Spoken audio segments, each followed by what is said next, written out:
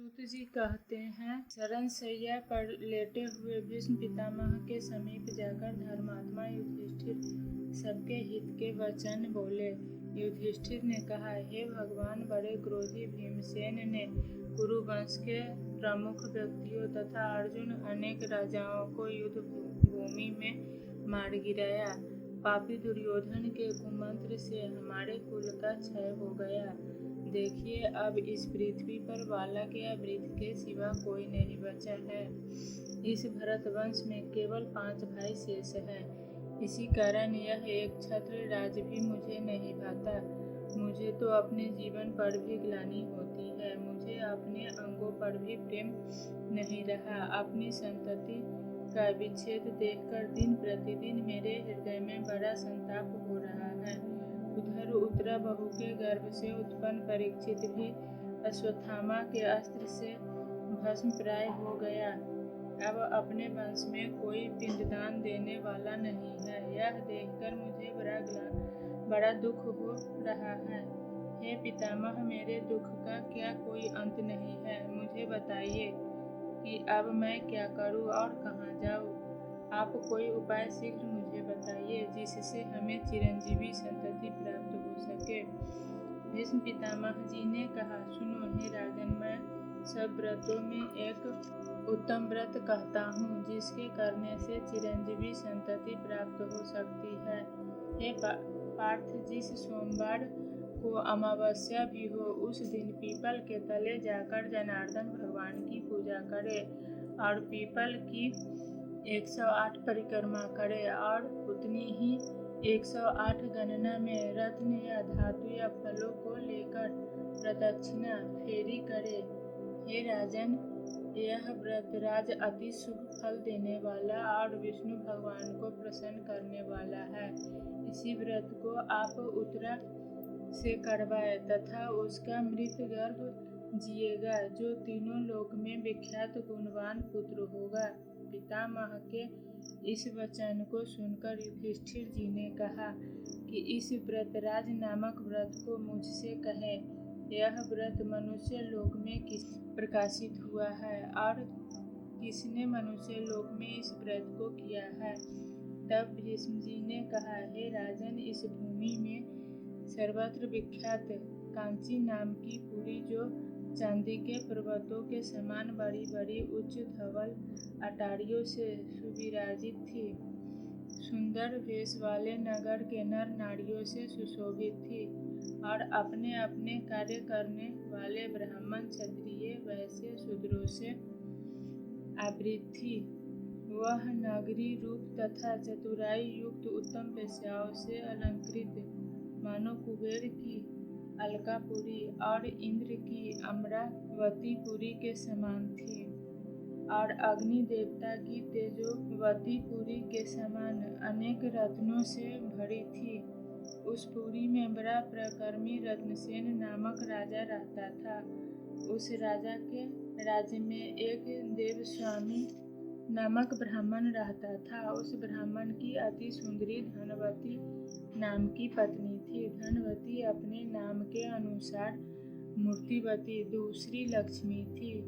उस पत्नी से देवस्वामी के ही सदृश बड़े गुणी 7 पुत्र और गुणवती नाम की एक कन्या हुई। उन 7 पुत्रों का विवाह हो गया और वे आनंद से अपने अपने पत्नियों के साथ रह रहे थे। गुणवती कन्या अपने अनुरूप वर चाहती थी। इसी बीच एक ब्राह्मण एक दिन उसके घर भिक्षा के लिए आया। वह अपने ब्रह्मतेज से मूर्तिमान अग्नि के समान तेजस्वी था। सो उस भिक्षुक ब्राह्मण ने द्वार पर आकर आशीर्वाद प्रदान किया। उसकी मधुर वाणी सुनकर देवस्वामी की 7 पुत्र वधुएं सभ्रांत से अलग भिक्षा लेकर आई और उन्होंने पृथक पृथक भिक्षा उस ब्राह्मण को दी। भिक्षा के बदले उस भिक्षुक ने उन स्त्रियों को सदा सौभाग्यवती भव कहकर आशीर्वाद दिया। धनवती ने अपनी कन्या गुणवती को भिक्षा देने को भेजा। गुणवती ने आकर प्रस्थान के लिए उद्यत भिक्षुक को रोक कर भिक्षा दी। तो उस भिक्षुक ने गुणवती को भी आशीर्वाद देते हुए कहा, हे शुभे, तुम धर्मवती होवो। आशीर्वाद सुनकर गुणवती अपनी माता के पास गई। कहा, माताजी, भिक्षुक ने मुझे धर्मवती होने का आशीर्वाद दिया है। इस बात पर गुणवती की माता अपनी पुत्री गुणवती को साथ लेकर भिक्षुक के पास आई और गुणवती से उस भिक्षुक को फिर प्रणाम करवाया। भिक्षुक ने फिर गुणवती को वही आशीर्वाद दिया जो पहले दिया था। तब उसकी माता धनवती बड़ी चिंतित होकर बोली, हे भगवान, हे विप्र, आप मुझ पर प्रसन्न हो और मेरे वचन को ध्यान देकर सुने और मन में विचार कर उसका उत्तर दें, क्योंकि मुझे बड़ा संदेह है कि आपने मेरी पुत्र वधुओं को सदा सौभाग्यवती रहने का वरदान दिया तथा मेरी गुणवती कन्या को आपने विपरीत वरदान दिया। हे भद्रे, तुम सदा धर्मवती हो, यही बार बार आपने दिया, परंतु इसे आपने सदा सौभाग्यवती होने को वर नहीं दिया। विप्र, इसका कारण आप मुझे बताइए, मुझको बड़ा संदेह हो रहा है। तब भिक्षुक ने कहा, हे धनवती, तुम धन्य हो और जगत में विख्यात चरित्रवती हो। देखो, गुणवती को मैंने जो आशीर्वाद दिया है सो उसके योग्य है, क्योंकि तेरी गुणवती को शतपदी पढ़ते समय ही वैधव्य प्राप्त होगा। इससे इसके सदा धर्माचरण करना पड़ेगा। इसी से मैं इसे यही वर दिया है कि तू सदा धर्मवती होगी। यह कथन सुनकर धनवती को बड़ी चिंता हुई। उसने उसे पुनः पुनः प्रणाम करके प्रार्थना की, हे विप्रे, आप इसके प्रतिकार का उपाय भी अवश्य जानते हो। हे दयानिधे, मुझे दया करके कोई उपाय बता दे। तब भिक्षुक ब्राह्मण ने कहा, जब कभी तेरे घर में सोमा आवे तब हे सुंदरी, उस सोमा का विधिवत पूजन करने से भी इसका वैधव्य दोष दूर हो जाएगा। धनवती ने कहा, हे द्विज देव, सोमा कौन है, कौन जाति की है और कहाँ रहती है, और क्यों उसके आने मात्र से ही वैधव्य दोष नष्ट हो जाता है। हे महाभाग, यह मुझे बतावे, अब विलंब करने का समय नहीं रहा। यह सुनकर भिक्षुक ब्राह्मण ने कहा, अच्छा सुनो, सोमा जाति की धोबिन है और सिंहल द्वीप की निवासिनी है। वह यदि तेरे घर में आएगी तो वैधव्य दोष भंग हो जाएगा। इतना कहकर वह ब्राह्मण भिक्षुक भिक्षा के लिए अन्यत्र किसी घर को गया। तब धनवती ने अपने पुत्रों से कहा, हे पुत्रों, तुम्हारी बहन गुणवती का सोमा के आगमन मात्र से वैधव्य दोष दूर हो जाएगा। सो जिसको पिता की भक्ति तथा माता के वचन का ध्यान हो, वह अपनी बहन को साथ लेकर सोमा को लाने के लिए जाए। पुत्रों ने कहा, हे माता, तुम्हारे अंतःकरण का भाव जान लिया है। तुम्हारा हृदय पुत्री के स्नेहवश व्याकुल है। यही कारण है कि तुम पुत्रों को सोमा के लाने के लिए दुर्गम स्थान में भेज रही हो, क्योंकि उस मार्ग में 100 योजन विस्तृत दुर्लभ दुस्तर समुद्र पड़ता है। उसे पार करके जाना आना साधारण काम नहीं है। हम वहां जाने से सर्वथा असमर्थ हैं। देव स्वामी ने कहा, मैं 7 पुत्रों का पिता होकर भी निपुता। अच्छा, कोई मत जाओ, मैं स्वयं सिंहल द्वीप जाऊंगा और पुत्री का वैधव्य नाश करने वाली सोमा को जैसे बनेगा लाऊंगा। कुपित पिता देवस्वामी के वचन सुनकर उसी समय शिव स्वामी नाम के सबसे छोटे पुत्र ने कहा, पिताजी, आप इस तरह कुपित न हो और ऐसा वचन मत कहें। भला मेरे रहते सिंहल द्वीप जाने का दूसरा कौन समर्थ हो सकता है। सो आप क्रोध त्याग दें। मैं ही गुणवती बहन को साथ लेकर सिंहल द्वीप को जाऊंगा। ऐसा कहकर शिव स्वामी उठा और पिता को प्रणाम करके अपनी बहन गुणवती को साथ लेकर सिंहल द्वीप को चल पड़ा। वह बहुत दिनों में जाकर समुद्र के तीर पहुंचा और समुद्र को पार करने के लिए शिव स्वामी ने बहुत प्रयत्न किया। शिव स्वामी ने अपने समीप में ही एक बड़ा भारी वट वृक्ष देखा। उस वृक्ष के खोते में गिद्ध के बच्चे रहते थे। उसी के नीचे बैठकर शिव स्वामी और गुणवती ने वह दिन बिता दिया। उसी समय वह गिद्ध बच्चों के लिए चारा लेकर आया और बच्चों को चुगाने लगा। उस पर दिन शावकों ने गिद्ध से चारा नहीं खाया। वह चिंताकुलित मन वाले बच्चों से गिद्ध ने कहा, हे पुत्रों, तुम भूखे होकर भी आज चारा क्यों नहीं चुग रहे हो? मैं तुम्हारे लायक कोमल और ताज़ा मांस लाया हूँ, फिर भी तुम नहीं खाते हो। तब बच्चों ने कहा, सुनिए पिताजी, आज वृक्ष के नीचे 2 मनुष्य बैठे हुए हैं, उनके खाए बिना हम भला भोजन कैसे कर ले? बच्चों के वचन सुनकर गिद्ध का हृदय भर आया और उन दोनों के पास आकर उसने कहा, हे द्विज, तुम्हारा काम हो गया, मैं स्वयं तुम्हारा काम करूँगा। जो काम हो सो कहो और कुछ भोजन करो। शिव स्वामी ने कहा, मैं इस समुद्र के पार सिंहल द्वीप को जाना चाहता हूँ और यही इच्छा है कि इस गुणवती का वैधव्य नष्ट करने वाली सोमा चली आवे। यह गिद्ध बोला, मैं कल प्रातः ही तुमको इस समुद्र के पार पहुंचा दूंगा और सोमा नाम वाली रजकी का घर भी मैं सिंहल द्वीप में दिखा दूंगा। तब रात्रि बीतने और सूर्य के उदय होने पर उस बेगवान गिद्धराज ने शिव स्वामी तथा गुणवती को समुद्र के पार ले जाकर पहुंचा दिया। वे दोनों सिंहल द्वीप में जाकर सोमा रजकी के घर के समीप ही टिक गए। तब से वे दोनों नित्य प्रातः काल के समय सोमा के आंगन को झाड़ू बहारू कर लीपने लगे। इस प्रकार प्रतिदिन बुहारी देते और लीपते लीपते 1 वर्ष का समय बीत गया। एक दिन सोमा ने अपनी पतोहू तथा पुत्रों को बुलाकर पूछा कि यहाँ आंगन में बुहारी कौन दे जाया करता है और कौन लीप जाया करता है, यह मुझको बतलाओ। तब ये बोले, हमने तो न कभी बुहारी लगाई है और न लीपा ही है। यह सुनकर सोमा को बड़ा विस्मय हुआ।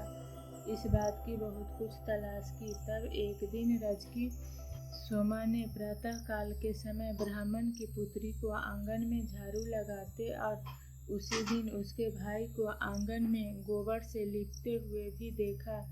तब सोमा ने उनसे पूछा कि तुम कौन हो? उन्होंने उत्तर दिया कि हम दोनों ब्राह्मण हैं। तब सोमा ने हाय हाय ऐसा कहकर कहा, तुमने मुझे भस्म कर दिया। तुम दोनों ब्राह्मण होकर भी मेरे घर में झाड़ू लगाते और लीपते हो।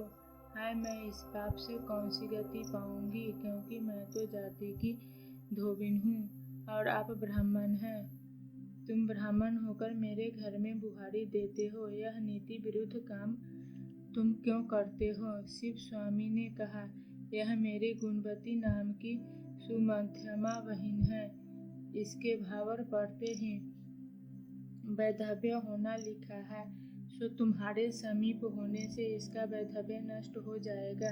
अतएव मैं अपनी गुणवती को लेकर तुम्हारी सेवकाई करने को यहाँ आया हूँ। सोमा ने कहा, बस अब तुम आज से यह काम मत करो। मैं तुम्हारी आज्ञा से जहाँ तुम कहोगे वहाँ चलूँगी, तुम्हारी आज्ञा पालन करूँगी। ऐसा कहकर घर में जाकर सोमा ने अपनी पतोहुओं से कहा कि मैं यहाँ से इसके साथ जा रही हूँ। आज से यदि कोई भी प्राणी मेरे राज्य में मरे तो तुम उसकी रक्षा करना। जब तक मैं न आ जाऊं तब तक किसी के कहने से अग्नि में जलाना नहीं। उसकी पुत्र वधुओं ने अपनी सास की बात को मान लिया और सोमा वहां से चलकर महासागर के पास आई और उसने क्षण भर में समुद्र के पार पहुंचा दिया। तदंतर वह स्वयं आकाश मार्ग से उड़कर क्षण में समुद्र को पार कर गई। तब वे तीनों एक निमेष में कांचीपुरी में आ पहुँचे। तब धनवती ने सोमा को आई हुई देखकर प्रसन्न मन से पूजा की। इसी बीच में शिव स्वामी भी देशांतर में अपनी बहन के वर पाने की इच्छा से उज्जैनी नाम की नगरी में चला गया। वहां से देव शर्मा ब्राह्मण का पुत्र रुद्र शर्मा को, जो कि बड़ा गुणी था, उसे अपनी बहन गुणवती के वर के हेतु लाया। तब रज की सोमा के समक्ष गुणवती का रुद्र शर्मा के साथ विवाह होने लगा। तब सुंदर नक्षत्र तथा सुंदर लग्न से देव स्वामी ने रुद्र शर्मा को अपनी कन्या दान कर दी। तदंतर जब कि विवाह मंत्रों से अग्नि में हवन किया जा रहा था, तो भावर पड़ते ही गुणवती का वह रुद्र शर्मा मर गया। यह दशा देखकर घर में सभी लोग रोने लगे, पर सोमा को कुछ आकुलता नहीं हुई और उन लोगों के रुदन से बड़ा कोलाहल मच गया। तत्काल उस सोमा रजकी ने गुणवती के लिए व्रतराज से पुण्य का संकल्प करके उसे दे दिया, जो कि अब मृत्यु का विनाशक था। उस व्रतराज के प्रभाव से रुद्र शर्मा तुरंत सोए हुए के समान जाग उठा। इस प्रकार उस विवाह कार्य को समाप्त कर तथा व्रतराज का उपदेश देकर उसने धनवती से आज्ञा मांगी।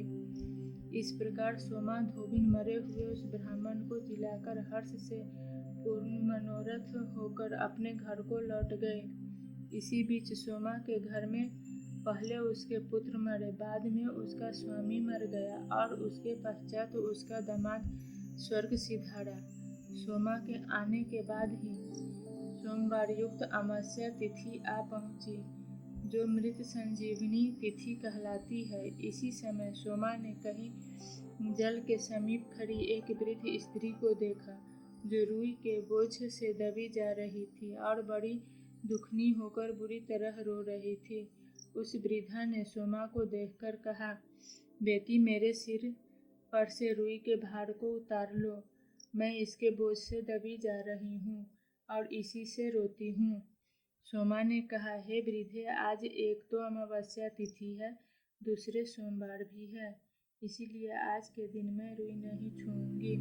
मेरा आज के दिन का यह नियम है। उसी जगह एक रुइयों का बोझ लिए जाती अन्य स्त्री को सोमा ने देखा। सोमा को देखकर इस रुई वाली ने भी कहा कि मैं इसके बोझ से दब रही हूँ, तो मेरा बोझ उतार दो और तनिक मेरे पास खड़ी हो जाओ, मैं तो तुम्हारे संग चलूंगी। सोमा ने कहा, क्या तुमको नहीं मालूम कि आज सोमवती अमावस्या का दिन है, तो मैं आज के दिन फूल और फूल का कभी स्पर्श नहीं करती। इसके बाद पीपल के वृक्ष तले पहुंचे और नदी के तट पर जा तीर्थ स्नान करके उसने सरधरा से विष्णु भगवान का पूजन किया। तदंतर उस धर्मात्मा ने 108 बार प्रदक्षिणा दी। इस पितामह कहते हैं, जब उसने सरकरा हाथ में लेकर 108 प्रदक्षिणा की, तभी उसके जमाता पति तथा पुत्र सब जीवित हो गए और वह नगर शोभा से पूर्ण हो गया और वह घर में अपरिमित धन से भर गया। तब सोमा अपने घर को आई। उसने जब अपने भर्ता और पुत्र तथा दामाद को जीवित देखा और वह जाने हुए लोगों के पास आई, तो उसने अपने को वृद्ध होने के मालूम। तब सब पुत्र वधुओं ने आकर उस तपस्विनी को पकड़ा और यह पूछने लगी, हे देवी, तुम्हारे पति जमाता बांधव मर गए थे, तब सब कैसे इस तरह जी गए, यह हमें बताओ। तब सोमा बोली, मैंने गुणवती को व्रतराज का पुण्य अर्पण किया था। उस पुण्य दान से इनकी आयु समाप्त हो गई, इसी से यह सब मर गए थे। फिर मैंने फूल और फूल को जो नहीं और हे पुत्र वधुओं, जो पीपल में विष्णु का पूजन करके सरकरा को हाथ में लेकर 108 प्रदक्षिणा की, इस पुण्य के प्रभाव से पति जमाता तथा पुत्र फिर जी गए। अब से तुम सब भी इस व्रतराज का विधान अवश्य करते रहो, इससे तुम लोगों को कभी भी वैधव्य नहीं प्राप्त होगा और सदा सौभाग्य बढ़ता रहेगा। यो कहकर सोमा